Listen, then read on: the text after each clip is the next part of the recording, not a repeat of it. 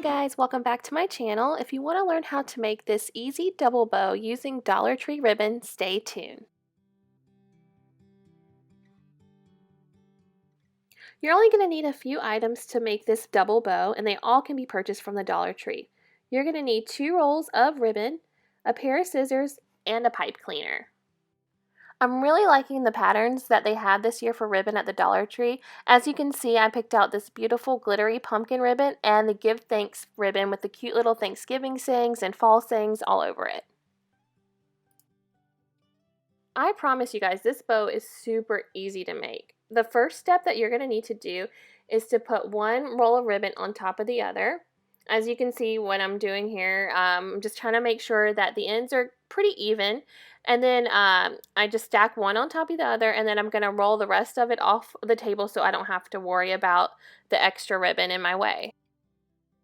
Now that you have your ribbon on top of each other, you're going to probably want to measure about between 5 to 6 inches or however long that you want your tail, and it's better to make sure your tail is on the longer end because you can always cut off the excess. Once you have your tail measured, you're going to make a loop, and my loop is probably about, I would say maybe 4 to 5 inches. This is all your preference. If you want bigger loops or little loops, it's up to you how big you want to make it. But you're going to make a loop in your finger, and then you're going to continue to make more loops. So as you can see, I made the first loop, and I pinched it at the bottom, and then I'm making a second loop, and I'm making sure my loops are pretty even. And then I'm going to make a third loop. And as you can see, I'm still going around making sure they're even and still have both of my ribbon together. And then I'm going to make a fourth loop and still pinching at the bottom. And as you can see, the fourth loop is still even with the rest. And then I'll make a fifth loop. And I decided to make 5 loops for this bow because once I spread the bow apart, I'll have 10 loops, if that makes sense, because this is a double bow. So you see I have decided to make the 5 loops, and I still have it pinched at the end. Now keep in mind that the amount of loops you want to make is all on personal preference. As you can see, I am using Dollar Tree ribbon, so I feel like 5 loops is pretty good because there's only 9 feet on the Dollar Tree ribbon. Now if you were to get ribbon at like Hobby Lobby or Michael's, you could probably get by with making more loops, but for me 5 loops is good because it still gives me enough to like cut off the extra for the tail. And if I probably wanted to make a 6th loop, I totally could with this ribbon.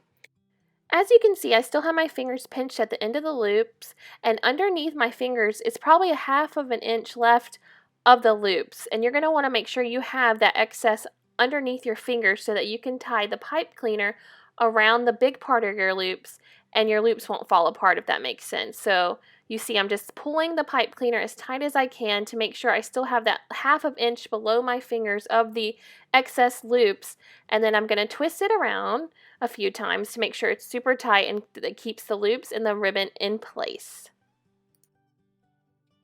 Once you've tied your pipe cleaner around, this is what your bow should look like at the moment. Now you're going to want to cut off the excess ends of your tail. So that's that leftover ribbon that had fallen off the table. So I just cut that part off. And now you see that I have the 5 loops and my little tails.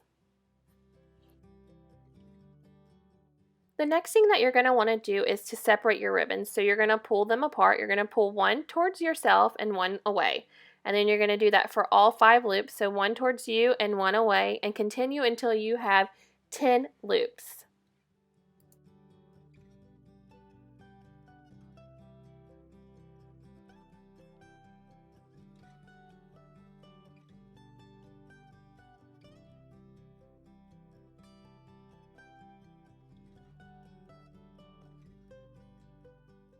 Now that you have pulled apart and separated all your loops, you're going to want to make sure you fluff everything so that you can see both patterns on your ribbon.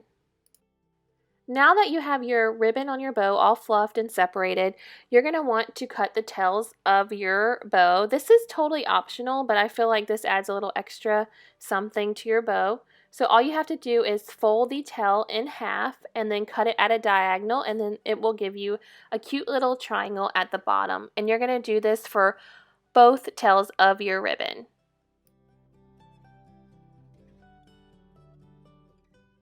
As you guys can see, once everything's all fluffed out and separated, you cannot see your pipe cleaner at all, which is awesome. What I'm doing right here is just making sure it's really secure and really tight, twisting it another time, and just making sure I have all the final touches to my bow and the way I want it to look.